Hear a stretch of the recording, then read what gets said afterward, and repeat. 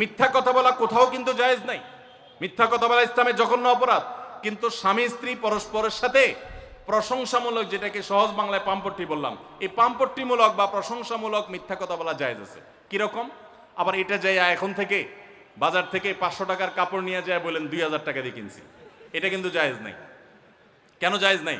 কারণ কোনোভাবে যদি ওই 500 টাকার ট্যাগ মহিলা ধরে ফেলতে পারে, তাহলে মায়ের কিন্তু একটাও নিচে পড়বে না। বলবে মিথ্যুকের পুত মিথ্যুক, সারা জন্মে এই কাম করে আসছোস, তাইলে ওই রকম মিথ্যা কথা বলা যাবে না। আমার পরিচিত এক লোক আছে, সরকারি একজন কর্মকর্তা বড়, উনি বলেন যে মহিলাদেরকে বাজার করে খুশি করার মতো কঠিন কাজ আরেকটা খুব কম আছে। যারা সংসার করেন তারা জানেন। কারণ আমি একটা কথা প্রায় বলি, দুনিয়াতে বহু বুদ্ধিমান মানুষ আছে, বহু চালাক মানুষ আছে, কিন্তু একটাও চালাক বা বুদ্ধিমান স্বামী আছে বলে আমার মনে হয় না পৃথিবীতে। বুঝা ঠিক বলছেন? বহু চালাক বুদ্ধিমান মানুষ দুনিয়াতে আছে, কিন্তু কোন চালাক বা বুদ্ধিমান স্বামী দুনিয়াতে। তার মানে কি? প্রত্যেকটা বউয়ের কাছে তার স্বামীটা হলো আস্ত বেকুব। যত বড় শিক্ষিত হোক, যত বড় রাজনীতিবিদ হোক, যত বড় মাথাওয়ালা হোক, যত বড় শেয়ানা হোক, যত বড় ব্যবসায়ী হোক, বউয়ের কাছে বউগুলা, সব বউরা, মহিলারা মনে করে কি এ বেটা বেকুব। ম্যাক্সিমাম ক্ষেত্রে এটার ভিতরে আলাদা একটা আনন্দ আছে। বউয়ের কাছে বেশি শেয়ানা সাজার ভিতরে বেশি আনন্দ নাই।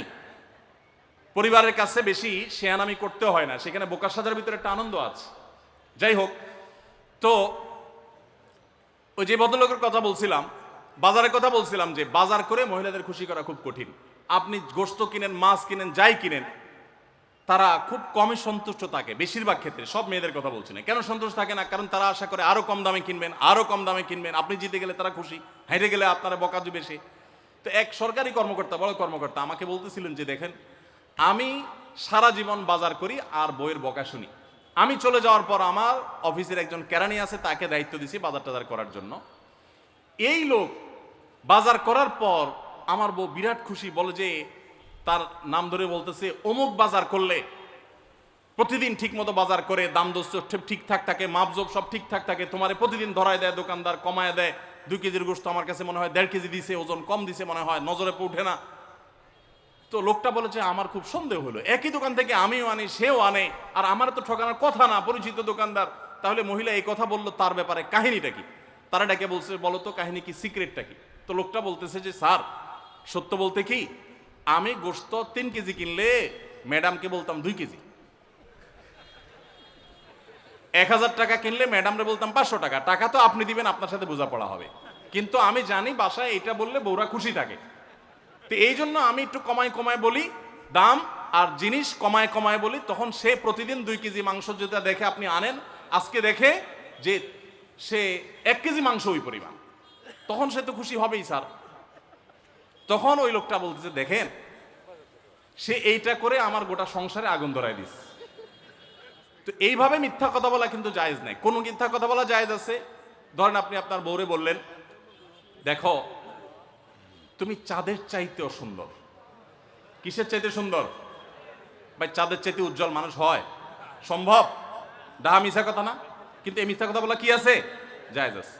সৌদি আরবের একজন আলেম, ডক্টর আয়েজ আল কারনি, মুসলিম বিশ্বের সবচেয়ে জনপ্রিয় আলেমদের মধ্যে একজন। ওনার একটা বক্তব্য আমি শুনেছি, অত্যন্ত চমৎকার কথা বলেন এবং দারুণ দারুণ টিপস দিয়ে থাকেন। উনি বলেন যে একটা ইউনিভার্সিটি প্রোগ্রামে স্টুডেন্টদের সামনে উনি বলছিলেন যে আমি একবার একটা আইডিয়া দিয়েছি দাম্পত্য জীবনের সুখ শান্তির জন্য। বলেন যে এটা ইমপ্লিমেন্ট করে অনেকেই সুফল পেয়েছেন, আমাকে ব্যক্তিগতভাবে জানিয়েছেন। টিপসটা কি? টিপসটা হলো, উনি বলেন যে বাসায় ঢুকে মাঝে মধ্যে, সবসময় করলে আবার মাইর ধরে খাবেন, যখন দেখবেন বউয়ের মুড টুট ভালো আছে, বাসায় ঢুকে আস্তে করে লাইটের সুইচটা অফ করে দিবেন। তখন বলবে কি ব্যাপার, লাইট বন্ধ করলা কেন? তখন বলবেন যে দেখো, বাসায় আসলে তোমার চেহারার উজ্জ্বলতা থাকলে আর এই লাইটের দরকার হয় না। মহিলা ধরে ফেলবে যে আপনি পাম্পটি দিচ্ছেন, বাতাস দিচ্ছেন, কিন্তু পাম্প যাকে দেন সে যতই বুঝুক না কেন, কিছু না কিছু কাজ হয়, কিছু না কিছু। একেবারে শতভাগ যদি বুঝে কাউকে প্রশংসা করছেন, সে বুঝে, তারপরে সে একটু খুশি হয়, ভালো লাগে। তো উনি বললেন যে শরবত বানায় আনছে বউয়ে, তখন বলবেন যে দেখো চিনি দিও না, চিনি দিও না। তারপর বউরে বলবেন যে আঙ্গুলটা একটু চুবাই দাও। কেন?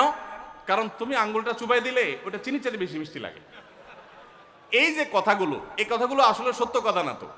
এই টাইপের কথা স্বামী স্ত্রীর মধ্যে মিথ্যা হলেও সেটা কি আছে? জায়েজ আছে। ভাইরা আমার, এই জন্য দাম্পত্য জীবনে সুখ শান্তির জন্য একে অন্যকে ভালোবাসা, প্রশংসা করতে জানা, বিশেষ করে স্বীকৃতি দিতে জানা, ভালো গুণগুলোর কথা বলা, এটা হারিয়ে গেছে। অনেকে মনে করে যে না, ভালো গুণ বললে মাথায় উঠবে। এটা ভুল। মাথায় উঠবে সেটা ব্যালেন্স করার জন্য আপনাকে অন্য কাজ করতে হবে, কিন্তু তাই বলে প্রশংসা করতে কার্পণ্য করা যাবে না, স্বীকৃতি দিতে হবে। 5 নম্বর হলো দাম্পত্য জীবনের সুখ শান্তির জন্য একে অন্যের যে কনসার্নের জায়গাগুলো আছে, ইস্যুগুলো আছে, এগুলোকে মাথায় রেখে চলতে হয়। যেমন আপনি স্বামী হিসাবে বউয়ের বাপের বাড়ির মানুষদের বদনামি থাকলেও করবেন না। তারা কৃপণ, তারা অনেক সমস্যা আছে, এগুলো থাকলেও বউয়ের কাছে করবেন না। কারণ কোনো মেয়ের কাছেই নিজের বাপ মা, নিজের ভাই বোনের কোনো দোষ শুনতে ভালো লাগে। আপনি তার কাছে বললে সমাধান হবে না তো, বরং অশান্তি বাড়বে। তাহলে কি লাভ? আপনি এগুলো ভেতরে ভিতরে রাখেন, সবকিছু বলতে যান না। এবং তাদের পারলে আরো প্রশংসা করেন যে আমার শাশুড়ির রান্নাটা খুব ভালো, মাশাআল্লাহ, আমার শ্যালকের এই গুণটা খুবই ভালো, আমার শ্যালিকার ওই গুণটা ভালো। যত বেশি তার বাপের বাড়ি তারিফ করবেন, দেখবেন যে আপনার ঘর পুরাই শান্তি। ঠিক একইভাবে মা বোনরা যারা আছেন, তারা স্বামীদের দুর্বল পয়েন্টগুলোকে মাথায় রাখবেন। যে কথা বললে স্বামী স্ত্রী উভয় জানেন যে যেটা বললে তার মনে কষ্ট হয়, সেটা তাকে বলবেন না। অনেক মহিলা আছে বাহিরের রান্নার তারিফ শুনলে তার মাথা নষ্ট হয়ে যায়, আছে না নেই? যে ঘরে এসে বাহিরের রান্নার তারিফ শুনতে চাই না। তাহলে বাহিরের রান্না ভালো হইলেও ওইগুলোকে ভালো বলবেন না, চুপচাপ থাকবেন, মিথ্যা বলার দরকার নেই। তাহলে এই বিষয়গুলো মাথায় রেখে চলা, যে কি বললে তার কষ্ট হয়, ইনশাআল্লাহ এতে দাম্পত্য জীবনে সুখ শান্তি হবে। এর পাশাপাশি 6 নম্বর হলো সময় দেওয়া। আজকাল দাম্পত্য জীবনের সবচেয়ে বড় সমস্যা হলো, তরুণ বন্ধুরা ভালো করে শুনে রাখেন, বিয়ে যারা করবেন ভবিষ্যতে আরো ভালো করে শুনে রাখেন, এই মোবাইল ফোন আমাদের দাম্পত্য জীবনকে ধ্বংস করার অন্যতম কারণ। অতএব আল্লাহর ওয়াস্তে মোবাইলগুলোকে নিয়ন্ত্রণ করেন, মোবাইলগুলোকে নিয়ন্ত্রণ করেন। বাসায় ঢোকার আগে মোবাইলের গলা চেপে বন্ধ করেন, এরোপ্লেন মুড করেন। ফ্যামিলিকে একান্তে কিছু সময় দেন। সারাক্ষণ খাচ্ছেন মোবাইল টিপতে টিপতে, ওই যে কৌতুক আছে না, যে মোবাইল টিপতে টিপতে খাচ্ছে, খায়া ডাইল মনে করে পানি ঢেলে নিছে পাতে। খাওয়ার সময় এবার চিন্তা করতে বলতেছে যে কি দিয়ে রান্না করছো, লবণ দাও না ডাইলে, আসলে ঢেলে নিছে কি পানি। তো মোবাইল টিপতে টিপতে যদি মানুষ সংসারে স্বামী স্ত্রী একে অন্যের সাথে সময় কাটায়, তাহলে দাম্পত্য জীবনে অশান্তি নিশ্চিত। যত অশান্তি এবং যত ঝগড়া, যত ভুল বোঝাবুঝি আমাদের ফ্যামিলিগুলোতে হয়, এর অন্যতম প্রধান কারণ হলো এই মোবাইল এডিকশন, মোবাইল আসক্তি। স্বামী বলেন স্ত্রী বলেন উভয় একান্তে স্বামী স্ত্রী বাসা বাড়িতে তো অবস্থান যতদিন করবেন, ব্যবসা বাণিজ্য, কাজ কাম, আল্লাহর হস্তে, এগুলো সব জমা রেখে তারপর স্বামী স্ত্রী একে অন্যকে সময় দিবেন, ইনশাআল্লাহ দাম্পত্য জীবনের সুখ শান্তি আসবে। অন্যের সুখের মিথ্যা গল্প শুনতে যাবেন না। অর্থাৎ আপনার কাছে কেউ যদি বলে দোস্ত বলিস না, তোর ভাবি, তার রান্না, তার আচরণ, এই যে গল্পগুলো দিবে না, এগুলো শুনবেন না। সাথে সাথে বলবেন যে বেটা হয় চাপাবাজি করতেছে, আর না হলে শয়তান এগুলো আমাকে শোনাচ্ছে, আমাকে অশান্তি সৃষ্টি করবার জন্য। মহিলাদের ক্ষেত্রে এটা প্রযোজ্য, যে অনেক মহিলা এসে বলবে ভাবি, আপা কি বলবো, আর আপনার ভাই এত কেয়ারিং, কি যে যত্ন করে আমারে, আমার দিক খুব খেয়াল রাখে, একটু সমস্যা হতে দেয় না, বাইরে গেলে একটু পর পর ফোন দিয়ে মেসেজ দিয়ে খবর নেয়। বুঝবেন যে সাক্ষাৎ শয়তান হাজির হয়ে গেছে। এই লোক হয়তো সৎ উদ্দেশ্যে বলছে, কিন্তু শয়তান তাকে দিয়ে বলাচ্ছে আপনাকে অশান্তিতে ফেলার জন্য। মনে রাখবেন, যারা নিজেদের তারিফ করে তারা হয়তো পজিটিভ মানুষ দেখে তারিফ করে, তাদের সংসারে এমন এমন অশান্তি হয় যেগুলো হয়তো আপনাদের হয় না। শুধুমাত্র শয়তান ওইগুলো আপনার সামনে হাজির করছে। খবরদার, ওইগুলো দেখে খুব সহজেই একে অন্যের প্রতি জাজমেন্ট করতে যাবেন না। তাহলে দাম্পত্য জীবনে সুখ শান্তির জন্য অন্যের সুখের মিথ্যা গল্প শুনতে যাবেন না। যদি সত্য গল্পও হয়, তবুও মনে রাখবেন যে হয়তো সে একটা দিক তুলে ধরছে, তাদের আরো চ্যাপ্টার আছে সেটা তারা তুলে ধরছে না। তাদের চাইতে আমরা আলহামদুলিল্লাহ কম সুখে নেই, নিজেদের পজিটিভ গুলো দেখার চেষ্টা করব। ক্ষমা করতে না পারলে দাম্পত্য জীবনে কেন, কোন জীবনে আপনি কখনো সুখী হতে পারবেন না।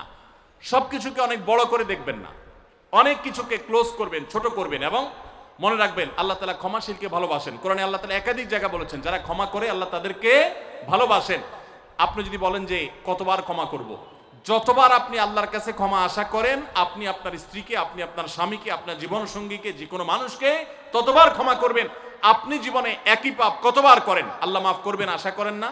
তাহলে আপনার আল্লাহর বান্দাকে কেন আপনি ক্ষমা করবেন না? বিধায় ক্ষমা করা এটা শিখতে হবে। কখনো কোনো ভুল হয়েছে বুঝতে পারলে পণ্ডিতি না করে সাথে সাথে ভুল স্বীকার করা জানতে হবে, যে হ্যাঁ এটা আমি ভুল করেছি। হ্যাঁ, এটা স্বীকার করলে সে একটু মাথায় উঠে যাবে, সে একটু লাই পেয়ে যাবে, পাক। কিন্তু এটা একটা ভালো গুণ, পরবর্তীতে এটাকে ব্যালেন্স করতে পারবেন অন্যভাবে। ভুল স্বীকার করবেন। মেয়েদের সাথে বিশেষ করে যখন ঝগড়াঝাটি হয়, কোনো কিছু হয়, মনে করেন ঝগড়া তুমুল আকারে চলে গেছে, এখন আপনার স্ত্রী আপনার মৃত্যুদণ্ড জারি করবেন, জাস্ট এটা বাকি আছে। এই টাইমটাতে আপনি যদি চান যে এই রাগের পারদকে পাতাল থেকে মুহূর্তের ভিতর, আমি আকাশ থেকে মুহূর্তের ভিতরে পাতালে নামায় আনবো, আগুনের সাথে সাথে পানি করব, একটা বুদ্ধি, একটা কাজ করবেন, সাথে সাথে পানি হয়ে যাবে। সেটা কি? এতক্ষণ যা তর্ক করছেন, এখন বলেন যে আসলে তুমি ঠিক বলছো, আমারটা ভুল, ব্যাস দেখবেন যে আগুন পানি হয়ে গেছে সাথে সাথে। তো ভুল স্বীকার করতে পারে, এটা শুধু স্বামীরা না, স্ত্রীদের ক্ষেত্রে একই কথা প্রযোজ্য। এটা অনেক বড় একটা গুণ, বিশেষ করে ক্ষমা করতে পারা। ক্ষমা করতে যারা পারে না, তাদেরকে আল্লাহ ভালোবাসেন না। আল্লাহ তাআলা বলেছেন যে আল্লাহ তাআলা ক্ষমাশীল মানুষদেরকে ভালোবাসেন। বিধায় আমরা ক্ষমা করতে শিখবো ইনশাআল্লাহ। শয়তান যে সমস্ত জায়গাতে ধোঁকা দেয়, এই জায়গাগুলোকে ক্লিয়ার রাখা। যেমন একটা পয়েন্ট বলি, স্বামী স্ত্রীর মধ্যে কিছু কিছু জিনিস প্রাইভেট থাকতে পারে। আপনার স্ত্রী আপনার শ্বশুরবাড়িতে ফোনে কথা বলেছে, কি বলেছে, আম্মা তোমার সাথে কি বলেছে, তোমার আব্বা কি বলেছে, তোমার ভাই কি বলেছে, ব্যক্তিগত বিষয়গুলো খুব বেশি খোঁচাখুচি করে জানতে যাবেন না। এগুলো জানতে গেলে অশান্তি হবে। এবং অনেক সময় দেখা যেতে পারে কোনো কিছু দেখে আপনার সন্দেহ হয়েছে, তাহলে এটা পেটের ভিতর রাখবেন না। আবার খারাপভাবে উপস্থাপন না করে সুন্দরভাবে উপস্থাপন করেন যে আমার কাছে এরকম মনে হয়েছে, তাতে সাময়িক ঝগড়া হোক, কিন্তু আপনি ক্লিয়ার হয়ে যাবেন এবং নিজেদের মধ্যে কোনো ঝামেলা থাকবে না। শয়তান বিশেষ করে ওয়াসওয়াসা, কুমন্ত্রণা, সন্দেহের রোগ দিয়া দাম্পত্য জীবনে সবচেয়ে বেশি অশান্তি তৈরি করে। এই জন্য সন্দেহকে কোনো স্থান দিবেন না। যখনই সন্দেহ আসবে বুঝবেন যে শয়তান এটা সৃষ্টি করছে। শাসন করার যদি কখনো দরকার হয়, স্বামী হোক আর স্ত্রী হোক বা সাধারণ মানুষের ক্ষেত্রে এটা প্রযোজ্য, রাগের মাথায় কখনো শাসন করবেন না। শাসন করতে হলে মাথা গরম হয়ে গেছে, একটু সবর করবেন, ঠান্ডা মাথায়, শীতল মাথায় তারপরে শাসন করবেন। যখন রাগ উঠছে তখন কিছু বলতে যাবেন না। আপনার রাগ উঠছে আজকে, আপনি নিয়ত করেন আগামী 24 ঘন্টা পর এটার আমি বিচার করব, একটা বিহিত করব, এটার আমি কিছু একটা করে ছাড়বো। 24 ঘন্টা টাইম নেন, ইনশাআল্লাহ আপনি নিশ্চিত থাকেন 24 ঘন্টা পর যদি আপনি এটা নিয়ে বসেন, তাহলে আপনার এই বসাটা অনেক বেশি হবে ন্যায়সঙ্গত। এটাতে কোনো প্রকার সীমালঙ্ঘন থাকবে না, রাগের চোটে অন্যায় আচরণ হবে না, জুলুম হবে না, বাড়াবাড়ি হবে না, যথাযথ শাসন হবে। যে কোনো মানুষের ক্ষেত্রে এটা প্রযোজ্য। আপনার একটা ছেলে এমন কোন অন্যায় কাজ করছে, আপনি এখন তাকে মাথা হট হয়ে গেছে, এখন শাসন করতে গেলে জুলুম হয়ে যেতে পারে, একটু সবর করেন, সময় নেন, দেখবেন রাগটা প্রশমিত হয়ে লেভেলে চলে আসছে। এরপর যদি শাসন করেন দেখবেন জুলুম হবে না। তো স্বামী স্ত্রী উভয়ের ক্ষেত্রে একই কথা প্রযোজ্য। ঝগড়া যখন করতে মন চা, মেজাজ যখন গরম হয়, তখন না করে একটু পরে করেন। আমি সৌদি আরবে প্রবাসে যখন ছিলাম, আমি দেখেছি অনেক বাংলাদেশি ভাইয়েরা, তখন নেটের এত বেশি প্রচলন ছিল না, তারা মোবাইলে একটার পর একটা কার্ড রিচার্জ করতো 50 রিয়াল 100 রিয়াল দিয়া। কেন? শুধুমাত্র বউয়ের সাথে ঝগড়া করার জন্য। কিসের জন্য? কারণ কথা বলতেছে, মনে করেন কোন একটা বিষয় নিয়ে তুমুল বিশ্বযুদ্ধ বেঁধে গেছে দুইজনের, এখন এই পাশ থেকে ওই পাশ থেকে কথা চালাচালি, ঝগড়াঝাটি চলতেছে, চিল্লানি চেঁচামেচি, হঠাৎ করে লাইন কেটে গেছে, ব্যালেন্স শেষ, দৌড় দিয়ে চলে গেছে দোকানে, এই তাড়াতাড়ি একটা কার্ড দেন ভাই, তাড়াতাড়ি রিচার্জ করতেছে। কেন? তাকে এখন কি করতে হবে? অসমাপ্ত ঝগড়ার সেকেন্ড ইনিংস শেষ করতে হবে। আবার কার্ড শেষ হয়ে যাচ্ছে, ইনিংস ঘোষণা হয়ে গেছে, আবার যায় সে কার্ড রিচার্জ করে থার্ড ইনিংসে ঝগড়া করছে। কত বড় বেকুব চিন্তা করে, কত বড় নির্বুদ্ধিতা।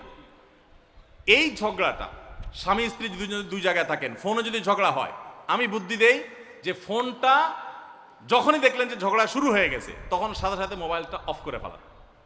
অফ করে 3 দিন মাত্র রাখেন, অন্য একটা নাম্বার বাটন ফোন দিয়ে আপাতত অফিসের কাজ কাম ছাড়েন, আর বইয়ের সাথে যোগাযোগের নাম্বারটা 3 দিনের জন্য বন্ধ রাখেন। 3 দিন পরে মোবাইলটা আস্তে করে ওপেন করেন। এবার নিয়তি করেন যে ঝগড়া এটাই হবে, বরে বলবেন দেখো তোমার সাথে ঝগড়া এখানে এই পর্যন্ত থামতেছে, আমরা এখান থেকে আবার শুরু করবো ইনশাল্লাহ 3 দিন পর। 3 দিনের বিরতি দিচ্ছি, যুদ্ধবিরতি, যথারীতি 3 দিন পরে আমরা আবার শুরু করব। 3 দিন পরে যদি শুরু করেন, আমি তো দায়িত্ব নিয়ে বলতে পারি, লিখিত দিতে পারি আপনাকে 3 দিনের পর যখন আবার নতুন করে শুরু করবেন, ইনশাআল্লাহ দেখবেন আগের ঝগড়ার যে দুইজনের একজনেরও আর কিছুই নেই। এখন বউরে যদি বলেন 3 দিন পরে ফোন দিয়া বলেন, হ্যাঁ বলো তুমি জানি কি বলতেছিলা, দেখবেন যে আর কথা খুঁজে পায় না।